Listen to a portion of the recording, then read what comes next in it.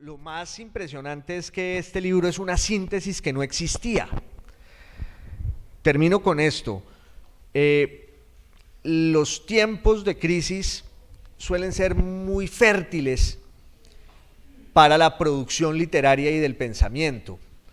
Sin caer en una comparación gratuita, hace 100 años, después de la Primera Guerra Mundial y después de la pandemia de la gripe española, se publicaron unos libros muy ambiciosos que querían dar cuenta de todo.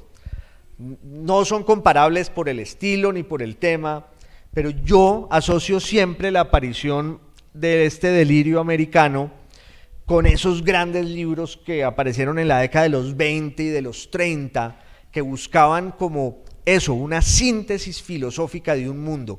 Y en el caso de Latinoamérica eso no existía, ni en España ni en nuestros países, que entre otras este libro sirve sobre todo en Latinoamérica, donde nos desconocemos de manera olímpica entre todos. O sea que hay que celebrar la irrupción y la aparición de este gran libro. Qué gusto pues estar aquí con Carlos, bienvenido y felicitaciones por esta obra. Muchísimas gracias. Muchísimas gracias a ustedes que están acá hoy en esta calurosa tarde caleña, a los organizadores de Oiga Mire Lea, que es una empresa encomiable que se ha mantenido por el tiempo con cada vez con más prestigio e interés, y sobre todo Juan Esteban por haberse leído un libro extenso y haber aceptado presentarlo acá, y por sus generosas palabras. Pues ahora no me queda a mí nada más que decepcionarlos una vez empiece a hablar, lamentablemente, después de esa introducción. Pero bueno, ¿qué se le va a hacer? Pues a eso vinimos. O sea que no, de verdad que muchísimas gracias. Muy bien, Carlos. Lo primero, que es una obviedad, ¿por qué decidió escribir este libro? Porque no hay nada que uno lo irrite más que la ignorancia, creo yo. Quizás eso es lo que caracteriza a los ensayistas. A los novelistas quizás les importa más imaginar, inventar mundos, ¿no? Pero el ensayista, yo me considero un ensayista, nos interesa comprender esto de vivir en un mundo que realmente se nos escapa, que no entendemos, que no logramos descifrar. Es algo realmente irritante, realmente frustrante, realmente insoportable. Y el ensayista es alguien que, sintiendo de todas estas penurias, ¿no?, sintiendo el aguijón de la ignorancia, no se resigna y dice: pues no, voy a empezar a ver cómo diablos le doy sentido a lo que ocurre a mi alrededor, cómo diablos encuentro respuestas a todas las preguntas que me hago. Y por eso pues frecuentamos asiduamente las bibliotecas, los anaqueles, fatigamos anaqueles, como diría Borges, con enorme placer, porque es allí donde empezamos a encontrar respuestas o elementos para interpretar el presente, ¿no? Interpretar el presente y entender por qué pasa lo que pasa, por qué la política hoy es lo que es, por qué la cultura es lo que es, pudiendo ser cualquier otra cosa, pero no, vivimos en un momento, en un presente que es de determinada forma. ¿Por qué? ¿Por qué diablos? ¿Por qué diablos ocurrió lo que ocurrió en Chile hace unos pocos días? ¿Por qué el arte es lo que es hoy en día? ¿Por qué se escriben determinado tipo de ficción? Bueno, pues esas preguntas son el combustible para un ensayista, ¿no? Son el combustible para empezar a pensar, interrogarse y, bueno, y tratar de dar algún tipo de respuesta.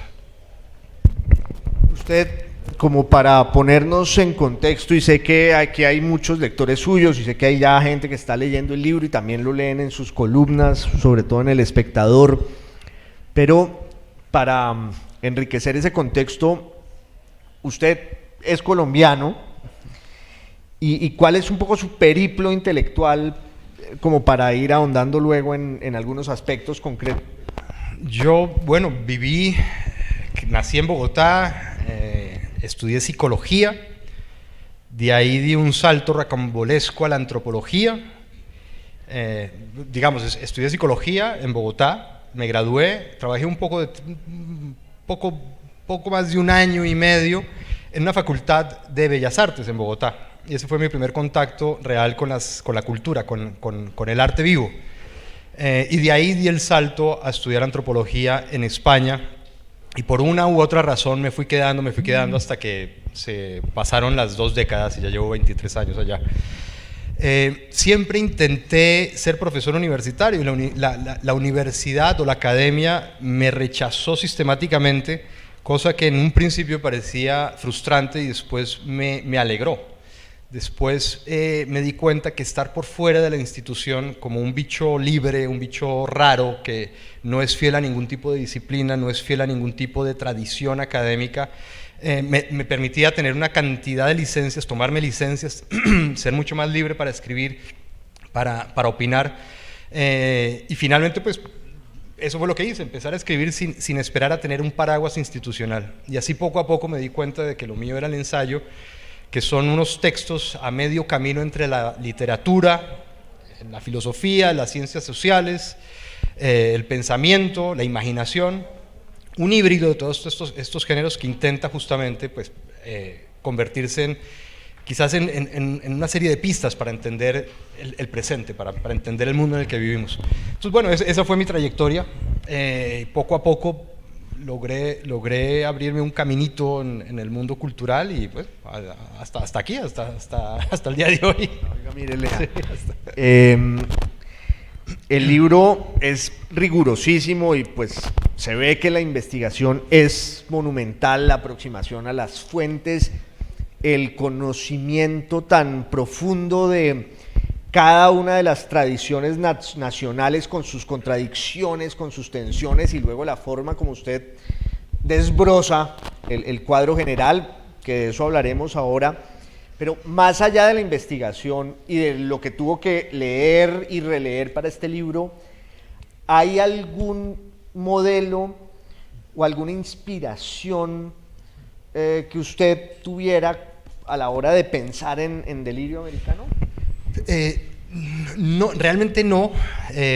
Digamos que cuando yo inicio mis investigaciones, mis trabajos, intento justamente no leer trabajos que puedan parecerse a lo que quiero hacer.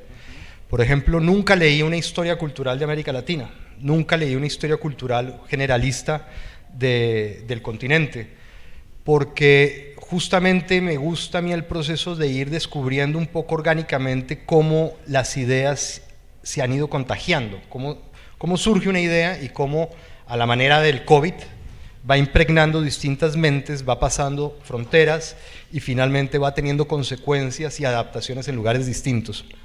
Entonces mi proceso investigativo es ese. Al principio del libro hay un mapa, aquí si lo mostramos hay un mapa bastante enredado, pero que muestra básicamente la forma en que yo escribo, en la que investigo, y es encontrar ciertas ideas y ver cómo se van dispersando por una geografía, cómo van contaminando a otras personas y cómo esas ideas van mutando para crear nuevos estilos artísticos, nuevos estilos poéticos, y finalmente tener como un mapa de toda una genealogía para demostrar también que todo viene de algún lado, que nada crece en el vacío, ¿no? Sobre todo las ideas y sobre todo el arte, la literatura, tiene una cantidad de referentes que en determinados momentos se invisibilizan, no los vemos. Entonces a mí me encanta esa labor de rastrear los orígenes, de rastrear las fuentes que se van transformando, que van mutando y que en ese proceso van teniendo floraciones maravillosas, que es finalmente la historia de una cultura, la historia de un pensamiento. Y en América Latina hemos tenido, bueno, una riqueza no descubierta, hay una riqueza cultural de que la desconocemos por completo. Yo la desconocía, intuía que había, porque uno tiene ciertas referencias, ciertos nombres en la cabeza, pero de pronto ver lo que ha sido la labor creativa en nuestro continente es fascinante. Nos desconocemos, no tenemos ni idea de lo que han hecho los ecuatorianos, no tenemos ni idea de lo que han hecho los venezolanos, no tenemos ni idea, pues, qué sé yo, ni los nicaragüenses, los guatemaltecos, es que casi que ni sabemos qué es un guatemalteco, y sin embargo tienen una cultura absolutamente maravillosa, que yo estaba urgido de conocer, de aprender, de hacer la mía, por simple hedonismo, porque el placer que esto brinda es maravilloso. Bueno, y yendo de goce en goce, de descubrimiento en descubrimiento, acabé haciendo un libro de 600 páginas, que fue una gozadera tremenda, pues porque eso era placer tras placer. Y además permitía mostrar que la historia latinoamericana tiene, digamos, no es una feria, no es un circo de la irracionalidad, ¿no? Que no es simplemente azar ni gente genial que de pronto... No, hay cierta coherencia en nuestro devenir histórico, en nuestro devenir cultural. No es por azar que surgió el boom latinoamericano, había una cantidad de antecedentes que básicamente impulsaban en esa dirección la creación.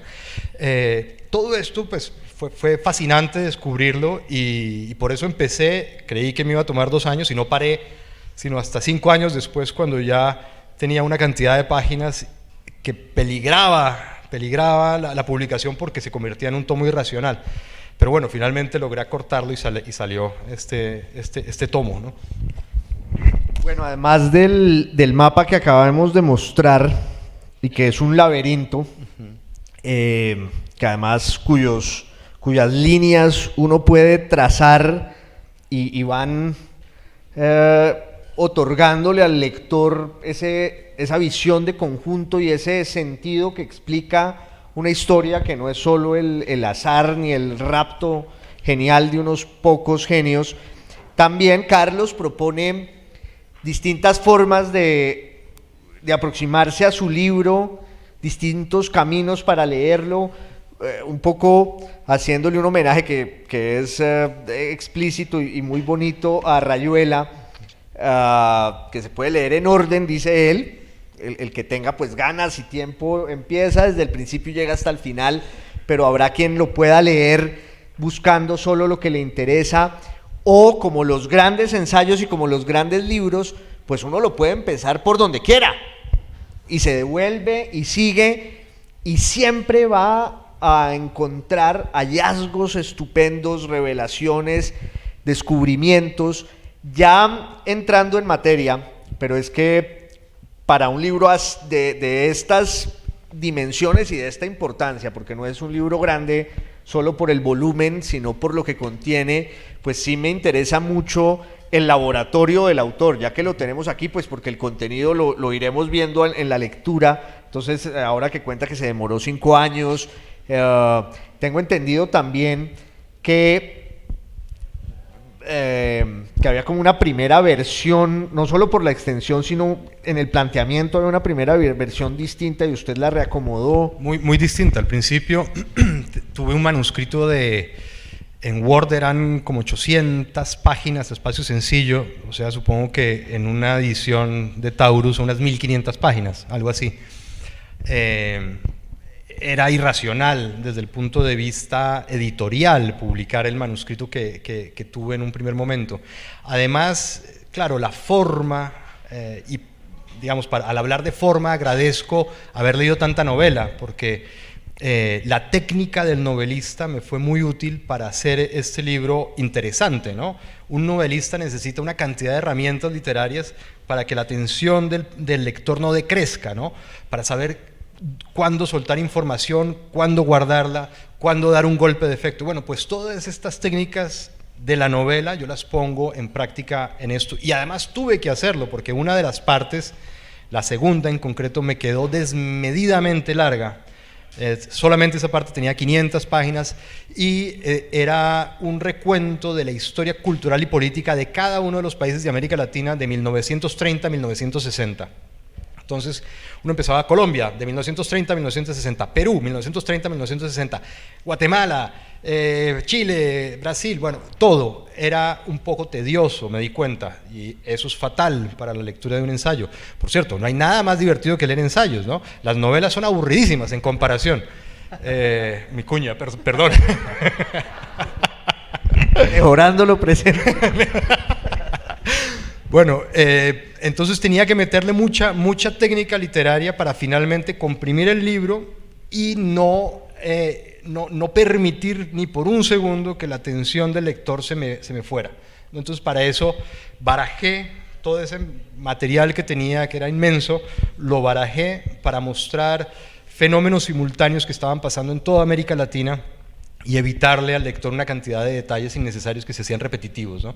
Entonces, bueno, ahí sí reconozco que el saber de técnica literaria, el haber leído novelas, las de Juan Esteban, por ejemplo, fue importantísimo para darle más contundencia y sobre todo para despertar más interés por el libro, ¿no? Pero lo logra muy bien porque pues, otra de las virtudes del texto que es tan riguroso, que puede llegar a tener momentos de densidad como corresponde a un ensayo así, es que desde el punto de vista estilístico y estético pues está el pulso de un gran ensayista que va llevando al lector y que le regala sobre todo encanto y felicidad en la lectura, que es de lo que se trata. Ahora hablaremos de esos ensayistas de América Latina, pero ahora sí, entrando en materia, a ver si lo logramos. Uno habría podido empezar este libro por las independencias, que es un punto de inicio de muchas de las síntesis históricas y de las historias generales de América Latina. Yo decía en una reseña de este libro que la hice, pues no lo llevaba como el 30% del libro y estaba muy emocionado, entonces hice una reseña y yo en esa reseña mencionaba un momento para mí definitorio de la identidad latinoamericana, que es la conmemoración del 4º centenario del descubrimiento de América, o del llamado descubrimiento de América, que se dio en Madrid en 1892, y la gran figura de esas conmemoraciones fue Rubén Darío, fue la estrella, y ese es un momento en el que queda clarísimo que el futuro y el destino del alma hispánica está en América y no en España. Usted sitúa ese inicio de la identidad o del problema de la identidad latinoamericana, no hispanoamericana, latinoamericana, porque incluye a Brasil y muchas cosas así, en la épica de Martí en Cuba. ¿Por qué? ¿Cómo toma esa decisión y por qué llega a ese punto? Bueno, pues a mí mi obsesión en el siglo XX, ¿no? Es como mi gran obsesión ha sido entender el siglo XX. Ese es un primer elemento que hay que tener en cuenta, por una razón clarísima, y es que tengo un enorme interés por las artes, y en el siglo XX las artes y la política se mezclan de una forma muy interesante. Es el siglo de lo que conocemos como vanguardias artísticas, que transforman el arte en armas para transformar la realidad, para cambiar las sociedades y para crear hombres nuevos, o al menos esa es la intención, la fantasía detrás de todas estas prácticas y estos discursos artísticos. Entonces a mí ese proceso que transforma a pintores, a poetas, en revolucionarios, en gente transgresora convencida de que va a cambiar el mundo, siempre me ha fascinado, siempre me ha despertado una fascinación tremenda. Ya había escrito un libro sobre esa temática en Estados Unidos y en Europa, me faltaba América Latina. Entonces, inicialmente mi propósito era ese, era hacer una historia de las vanguardias latinoamericanas, de ver cómo se había dado ese fenómeno aquí, en nuestro continente. Y de pronto descubro algo interesantísimo, y es que esa mezcla de las letras y las armas, de la literatura y de la revolución, se había dado antes acá que en Europa. Es decir, fuimos precursores de lo que podría ser el vanguardismo europeo. Aquí tuvimos un personaje clave que fue José Martí. José Martí era un poeta brillantísimo, importantísimo, un ensayista importantísimo, un hito en la historia del ensayismo y del pensamiento latinoamericano, que además fue un guerrero, participó en la última de las luchas anticoloniales, y me refiero a España, anticoloniales en América Latina. Él viajó a Cuba a pelear por la independencia de su país. Claro, era poeta, lo matan al mes, obviamente. Es el destino trágico de todos los poetas que cogen el fusil. Los matan a la primera, o los curas, como Camilo Torres, a la primera los matan. Pero bueno, es una manía que tenemos los latinoamericanos. Esta mezcla de armas y letras empieza con Martí de una forma muy clara. No es el único. Uno puede decir que también Bolívar fue un escritor, que todos los próceres de la independencia fueron escritores brillantes, pero Martí era poeta, era un poeta trascendental en la historia cultural latinoamericana, porque es además el personaje que logra la síntesis o el tránsito del romanticismo al modernismo. Antes de Martí la poesía latinoamericana era exaltada, ¿no? Era en exceso romántica, y Martí logra atenuarla, logra darle unas vetas más luctuosas, más mórbidas, más existenciales, que van a ser la clave para el primer gran movimiento cultural latinoamericano de influencia no global, pero que influye en la lengua, que influye en España, que es justamente el modernismo de Rubén Darío. Rubén Darío va a ser el gran figurón de este movimiento, pero él siempre se va a reconocer como discípulo de Martí. Y Rubén Darío va a ser el gran personaje que va a llegar a España en el 1892, a deslumbrar con una nueva sensibilidad a los poetas europeos, a los poetas que comparten lengua pero están al otro lado del Atlántico. Y el modernismo va por primera vez a poner a América Latina en el mapa cultural de la lengua, y lo va a poner a la cabeza. Los españoles van a empezar a copiar a los latinoamericanos. Entonces es un momento de una tremenda fertilidad y una tremenda riqueza para las letras de nuestro continente. Y es continental el movimiento. Esta es otra característica de este movimiento fundamental. Tenemos a un cubano, Martí, tenemos a un nicaragüense nacido en Metape, un pueblito que nadie lograría ubicar en el mapa, casi como Aracataca. Y hay una cantidad de paralelismos entre Rubén Darío y García Márquez, pues, que no viene al caso. Pero los hay. Y además en Argentina estuvo Lugones, aquí tuvimos a José Asunción Silva y a Guillermo Valencia, en Perú estuvo Santos Chocano, en México Gutiérrez Nájera, Amado Nervo. Bueno, fue un movimiento realmente continental que demostró que un estilo, que una sensibilidad podía contagiarse y expandirse por todo el continente hasta crear cierto tipo de unidad poética de América Latina. Fue como nuestro primer sello reconocible. Después vendrían muchos, el boom, por ejemplo, pero el primero fue el modernismo latinoamericano. Y además con el modernismo latinoamericano pasó algo fascinante, que cuando yo lo descubrí quedé deslumbrado. El modernismo fue sobre todo un movimiento poético preciosista, escapista, torremarfilista, que no le interesó para nada la realidad latinoamericana. Justamente la realidad latinoamericana era turbulenta, estábamos infestados de caudillos, dictadores, guerras civiles, y los modernistas hablaban de los centauros, del Parnaso, de las refulgencias, de la decadencia parisina, de japonerías, de los mitos nórdicos, de cualquier elemento que no recordara nuestra realidad. Era justamente una ventana hacia mundos más bellos, perfectos, idealizados, que nos permitían escapar del caos, para decirlo con la palabra correcta, el mierdero en el que vivíamos. Era una ventana a la belleza, pero de pronto ocurre algo pues no sé si es sensacional, traumático, pero con efectos sensacionales, y es que, como había predicho Martí, Estados Unidos se convierte en la nueva amenaza para América Latina. En 1898 entran en guerra Estados Unidos y España, con la consecuente huida espantada de España, de América Latina, y la nueva presencia de Estados Unidos como amenaza imperial. Se queda con Puerto Rico y prácticamente ejerce un dominio sobre Cuba.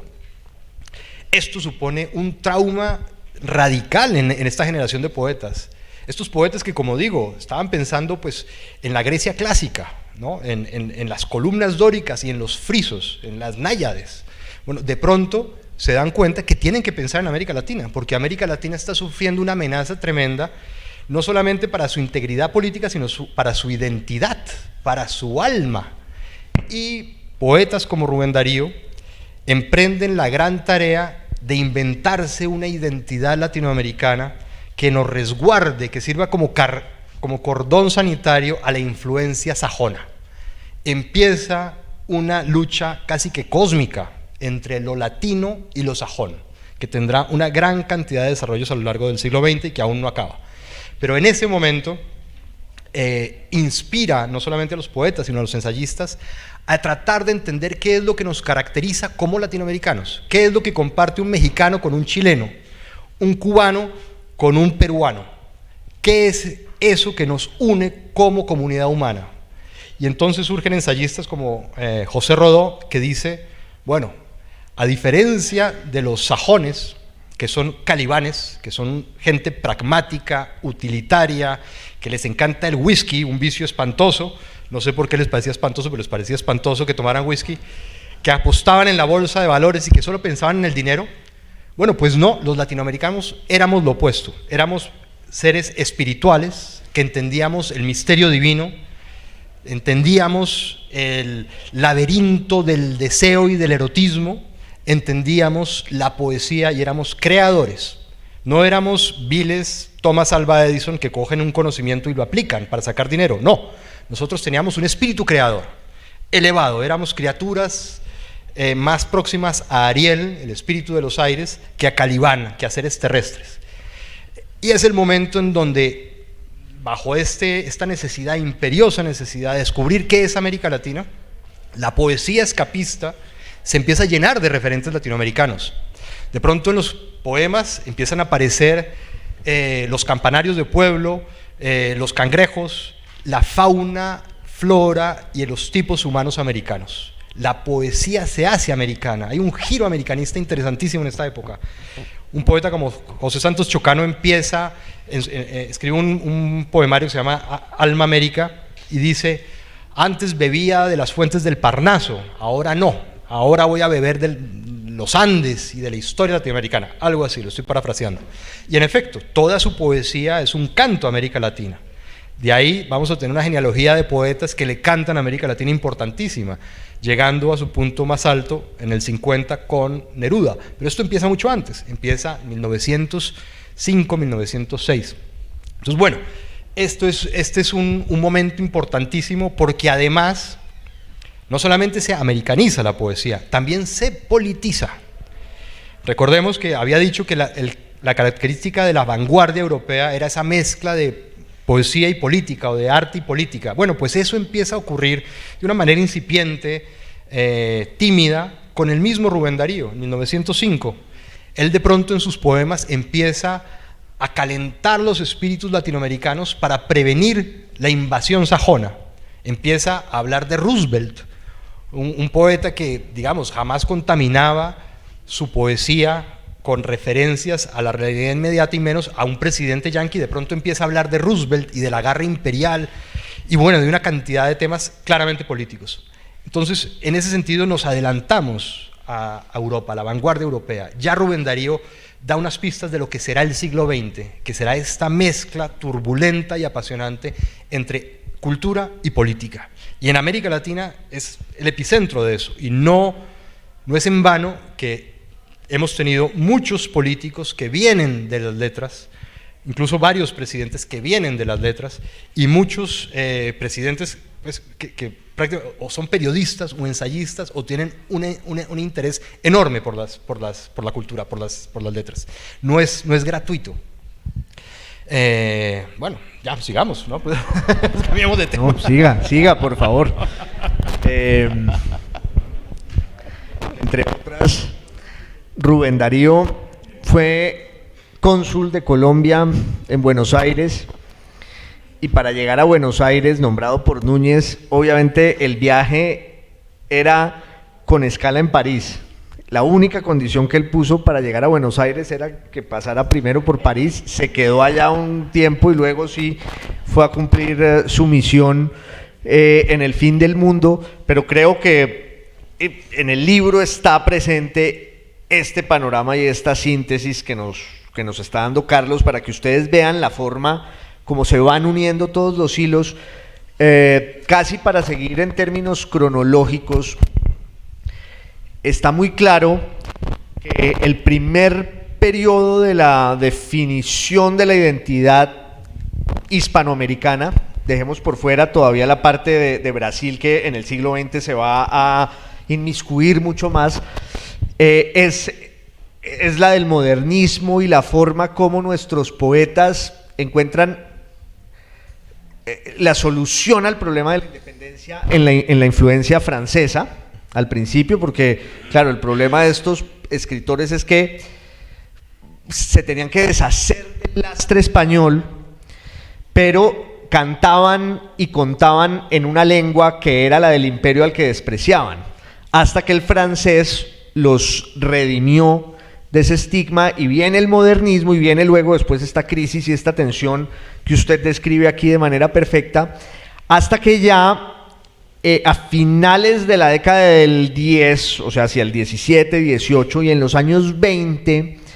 sí se produce una convulsión global que es la de la Revolución Rusa y es la ideologización absoluta del arte y del pensamiento, valga la obviedad, en el mundo entero, y eso aquí fue muy vivido y ya se empiezan a ver como unas corrientes más caracterizadas en los distintos países de Hispanoamérica, y yo creo que usted también tiene el acierto de describir ese proceso y caracterizarlo muy bien. ¿Cómo es eso? ¿Y cuáles son las corrientes que van surgiendo? Las corrientes intelectuales, espirituales, estéticas, filosóficas, ideológicas a partir de los 20 y de los 30. Sí, en efecto, creer que América Latina es un continente aislado en donde no repercute lo que pasa en el resto del mundo es una mentira. Siempre hemos estado expuestos a lo global, digamos. Siempre lo que ocurre en Europa, de alguna u otra forma, tiene consecuencias acá. Y como muestro en el libro, lo que ocurre acá tiene consecuencias en Europa también. Es decir, más hoy que nunca, y me adelanto hasta el final, pero hoy en día el resto del mundo se está latinoamericanizando. Si quieren saber por qué, pues creo que van a tener que leer el libro. Otra cuña. Pero bueno, volviendo a los años 20, ocurre un fenómeno interesantísimo en América Latina, y es que llegan con una fuerza tremenda las dos ideologías que están transformando el continente europeo. Por un lado, el comunismo ruso, pero por otro lado, el fascismo italiano. El fascismo italiano tuvo un impacto tremendo en América Latina, un impacto bastante desconocido y bastante soslayado. Siempre se dice que América Latina es como un continente revolucionario, muy influenciado por la imagen de Castro y de la Revolución Cubana, pero antes de Castro y de la Revolución Cubana éramos principalmente un continente muy derecha, muy derechista, muy derecha, y con caudillos muy obsesionados con la figura de Mussolini. De los 30 al 45, lo que hubo en América Latina fueron caudillos filofascistas, en todas partes. En Colombia no, pero en el resto de América Latina fueron caudillos filofascistas. Por ejemplo, Jorge Ubico, presidente de Guatemala, se enorgullecía de llamarse a sí mismo el Hitler guatemalteco. Y la cuña, el paréntesis pintoresco, le encantaba vestirse de Napoleón con trajes napoleónicos para salir a dar órdenes pues entre las bananeras, porque ¿dónde más? Pero ese es el tipo de caudillos que tuvimos en América Latina en esa época. Entonces, ¿qué ocurre? En los 20 tenemos esas dos influencias, la Revolución Rusa y el fascismo. Y van a encontrar en América Latina un terreno muy fértil por otra razón que nos caracteriza y que nos adelanta a los fenómenos europeos, y es que en América Latina ya se había dado una revolución, la Revolución Mexicana. La Revolución Mexicana fue la primera revolución triunfante del siglo XX a nivel global. Empieza en 1910, empieza a terminarse en 1920, y durante esos 10 años ocurren una cantidad de cosas. Bueno, es un libro aparte, la Revolución Mexicana, pero para seguir con lo que nos interesa, es el momento en el que los artistas se politizan fervientemente, más del lado de izquierda que de derecha. Pero en particular un pintor que se llamó Gerardo Murillo, más conocido como el Dr. Atl, fue quien llevó la vanguardia revolucionaria a América Latina. Él, cuando estalla la Revolución Mexicana en 1910, se va a Francia, y en Francia frecuenta un círculo de artistas anarquistas, muy influenciados por el creador del anarcoindividualismo, Max Stirner, y influenciado por estas ideas, por el vitalismo nietzscheano, por el vitalismo bergsoniano, se da cuenta, o cree darse cuenta, de que el artista tiene un poder visionario superior al del común de la gente y que es una canallada ponerle frenos a ese poder del artista.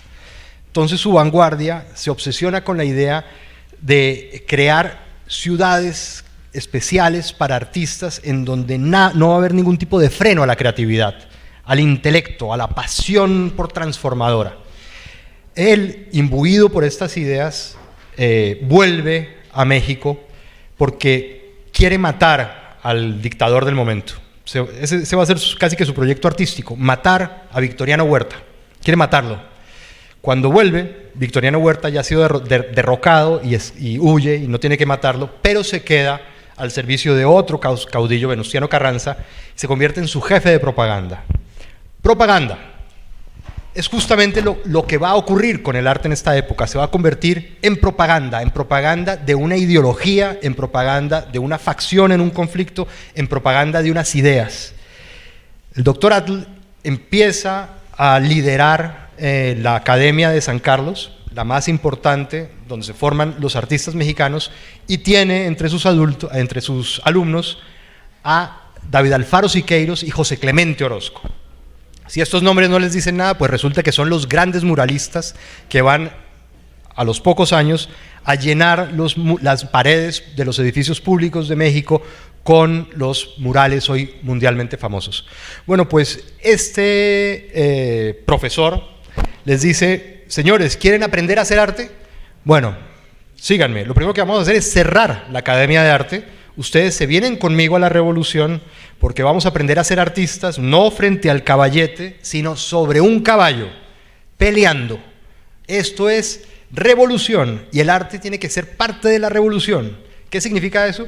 Que ya se acabó el torremarfilismo, se acabó eso de soñar con mundos idílicos, bellos, perfectos, como hacía el modernismo, porque ahora no se van a desperdiciar las fantasías. Si soñamos algo, ese sueño tiene que servir para transformar la realidad, tiene que convertirse en un arma para la acción transformadora. Luego, todo lo que ustedes van a fantasear tiene que convertirse en realidad. Luego, el artista se convierte en un hombre de acción y el paradigma de esa época va a ser acción. Todos los diarios se van a llamar Acción, todos los partidos se van a empezar a llamar Acción Nacional, Acción Católica, Acción Nacionalista, Acción Integralista, todo va a ser acción, porque ya no vale encerrarse en una torre de marfil a soñar con cosas bonitas. Ahora hay que bajar a la calle y hay que golpear al enemigo simbólica o físicamente. En ese momento los artistas son cosa brava, y así como escriben bonito, también golpean feo. No, son cosas bravas, se mataban entre ellos y todo. Hay varios casos. Gente de verdad dispuesta a transformar a las buenas o a las malas el mundo. Entonces, había esta predisposición a asumir estas ideologías revolucionarias que estaban teniendo tanto impacto en Europa. Y rápidamente surgen por toda América Latina nuevos movimientos poéticos que rompen con el modernismo, que ya justamente no quieren saber nada de gente bohemia, decadente, lamentándose en la Torre de Marfil, sino que quieren gente vital, joven, en la calle, dándose trompadas y cambiando el mundo. Ese es el nuevo paradigma. Y bueno, los poetas van a hacer eso, van a ser jóvenes vigorosos, más atildados, van a dejar las greñas, las melenas de los modernistas y van a ser jóvenes mucho más atildados, mucho más dinámicos, y van a empezar a hacer poemas, poesías que también hieren, que son armas de combate. El primer objetivo de ellos es nuevamente la identidad latinoamericana. Es una de las grandes obsesiones que recogen del modernismo estos jóvenes. Y en todo el continente empiezan a surgir movimientos poéticos que van a tratar de hacer una nueva síntesis de lo latinoamericano.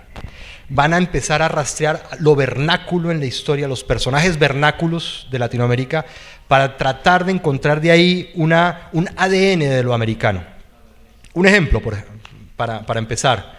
En Argentina, los poetas empiezan a fijarse en el gaucho, y empiezan a decir, el gaucho, aquel héroe vernáculo que logró expulsar a los españoles, resume la identidad rioplatense y por lo tanto debe convertirse en un símbolo de la nueva identidad latinoamericana. Y los poetas del siglo XX empiezan a hacer poemas gauchescos, criollos, muy rurales, muy urbanos a la vez, y se inventan el criollismo rioplatense. Esto se refleja en la pintura, se refleja en la poesía. Pero ¿qué ocurre en Perú, por ejemplo?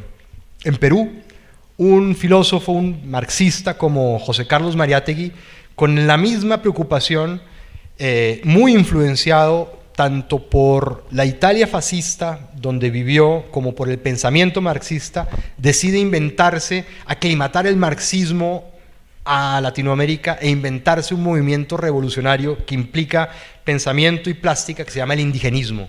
Y entonces él no solamente fomenta una nueva pintura en donde el indio va a tener un lugar protagónico, sino que intenta persuadir a los peruanos de que el comunismo no es un fenómeno extraño y lejano, porque el incanato, es decir, el imperio original, no original, pero esa palabra es riesgosísima, el imperio previo que había en Perú, ya era comunista, ya respondía a un sistema de organización de la sociedad que era comunista. Luego, si se aplicaba el comunismo, no se estaba trayendo una idea extranjera, sino que se estaba rescatando algo que ya era peruano. Y bueno, finalmente tuvo un desarrollo muy particular el indigenismo peruano. Y eso que pasó en Perú, pasó en el Caribe con el negro, con la figura del negro, y también surgió el negrismo.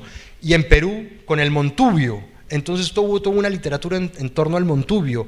Y en Puno, en la frontera con Perú y Bolivia, lo mismo con el habitante de la sierra, hubo una reivindicación del serrano. Resulta que en América Latina no había una sola identidad, resulta que estábamos plagados de identidades, y resulta que desde cada región, cada grupúsculo creyó que había encontrado la clave que sintetizaba lo americano. Pues resultó todo lo contrario, resultó que lo que estaban potenciando era el regionalismo y el nacionalismo, ¿no? Más adelante llegarían dictadores que muy hábilmente se dieron cuenta que la cultura ya había sintetizado ciertos elementos de la nacionalidad y se los apropian para sus propios fines. La cultura en ese momento se ve ante una mala pasada, y es que sus esfuerzos por crear una nacionalidad terminan sirviendo al poder y a unos poderes bastante nefastos, que son los dictadores de los años 30. Entonces, bueno, eso es, en resumidas cuentas, lo que ocurre en ese periodo, la manera en que estas ideologías impactan en América Latina, y bueno, la Revolución Mexicana ya nos había hecho a todos un poco revolucionarios, entonces nos predisponía a acogerlas con enorme pasión.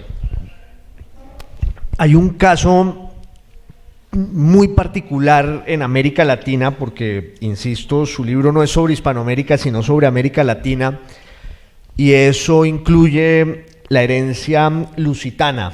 El caso de Brasil. Brasil no suele ser Latinoamérica para los latinoamericanos, salvo en el Mundial de Fútbol, en las instancias finales, cuando llegamos a tener un solo candidato, si no está Argentina o Uruguay. Pero, por ejemplo, un país como Colombia, que tiene una enorme zona de frontera con Brasil, ignora por completo ese mundo. En Colombia el bilingüismo con el portugués es nulo, pudiendo tener la posibilidad, pues salvo en la zona donde hay bilingüismo por la frontera. Pero, ¿qué pasó con Brasil?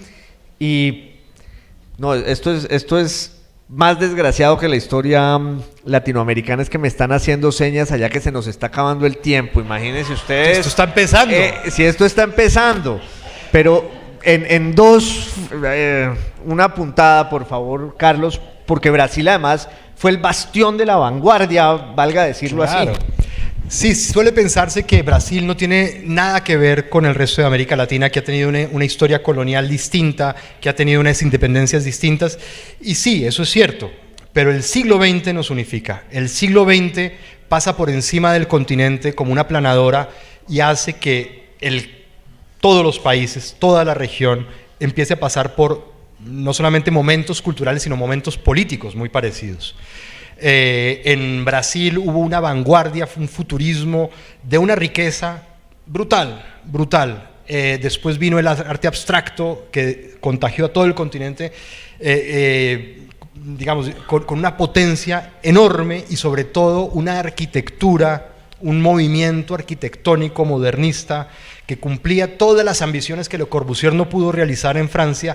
En Brasil sí se pudo, y finalmente en Brasilia, que fue el delirio arquitectónico más grande que se ha hecho en la historia de la humanidad, bueno, o en la modernidad, no sé, pero creo que es de los grandes delirios arquitectónicos, se consigue en Brasilia.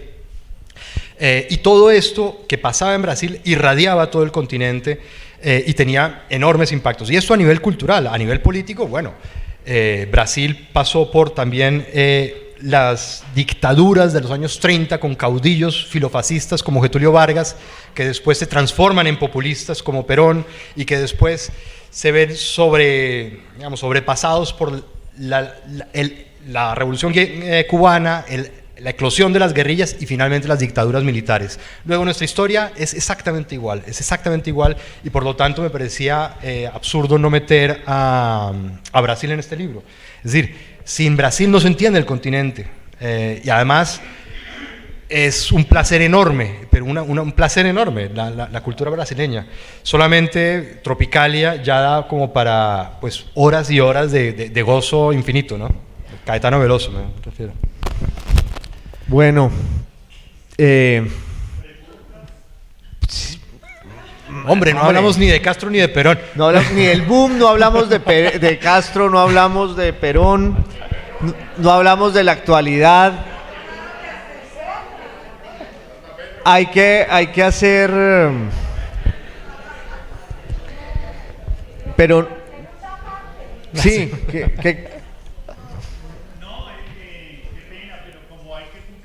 sí. Porque a las 4 empieza el otro conversatorio aquí en el auditorio Jorge Isaacs, entonces es pues... Bueno. Si había alguien que tuviera alguna pregunta a Carlos. Adelante. Y va a haber firma de libros. Bueno, y en serio, lo que sigue está en el libro, que es una obra maestra. Se está vendiendo aquí, ¿no? Y el autor lo va a firmar, tengo entendido. Entonces compren el libro, que es un prodigio. Mil gracias. Muchísimas gracias, muchísimas gracias.